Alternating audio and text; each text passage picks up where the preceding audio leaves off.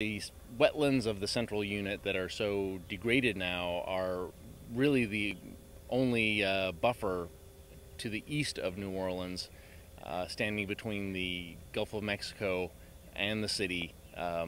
There's a couple of natural ridges in there, but the cypress trees and the vegetation of the swamp really acts to slow down and reduce the force of storm surges as they come in. And now that most of the cypress trees have been lost, a lot of the high ground has been eroded, there's much reduced protection. So if New Orleans is to be sustainable into the future, it really needs these multiple lines of defense, including levees, but most importantly the natural wetlands and ridges.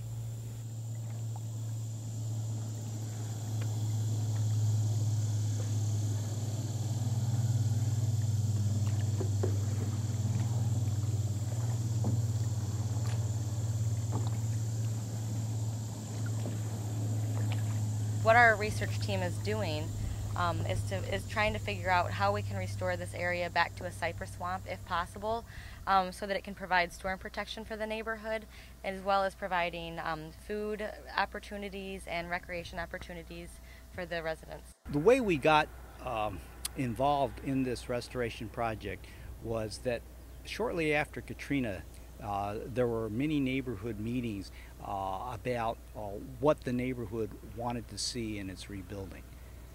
Sustainability was one of the major guiding principles that the neighborhood had. In their ranking of projects that they wanted to see was the restoration of this wetland triangle.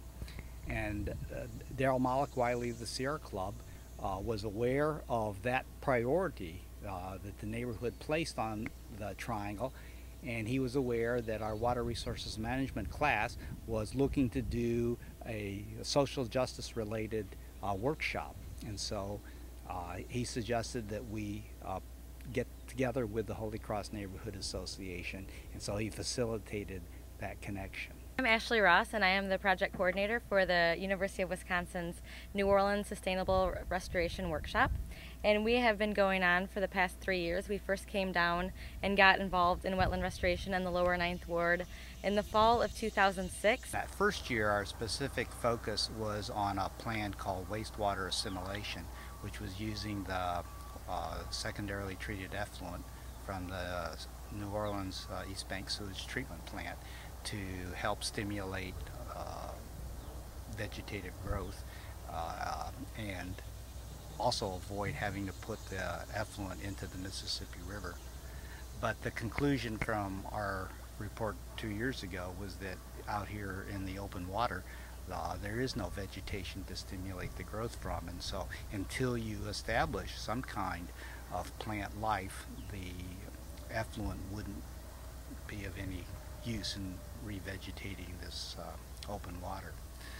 Last year we came out here because the Army Corps of Engineers was proposing to bring in sediment from Lake Bourne to raise the ground elevation, and that would allow you to plant material. So that was the study to see how that sediment diversion could allow the wetland to be restored. That project got to the finals, but it did not actually get funded. QIPR projects often do not make it on their first try.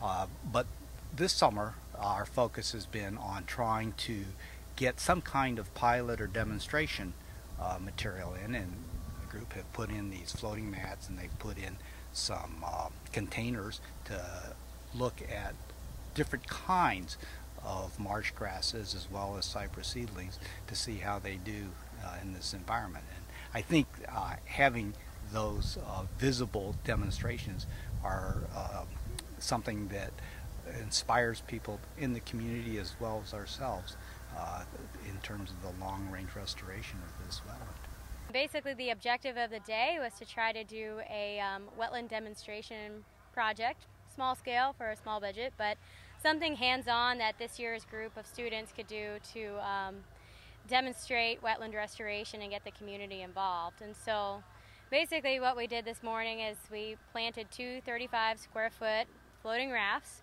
which are actually made of this matrix of recycled plastic from, water bottles and such.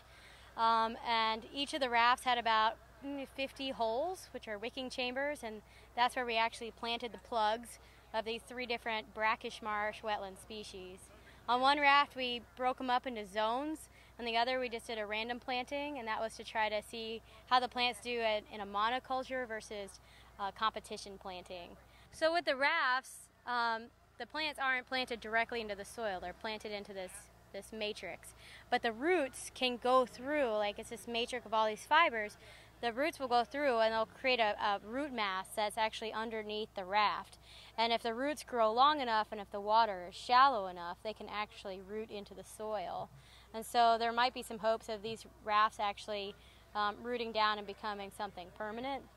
But what we heard from the floating wetlands guys is that because it's hydroponically grown, the roots have a much greater surface area of exposure with the water as well as the nutrients in the water.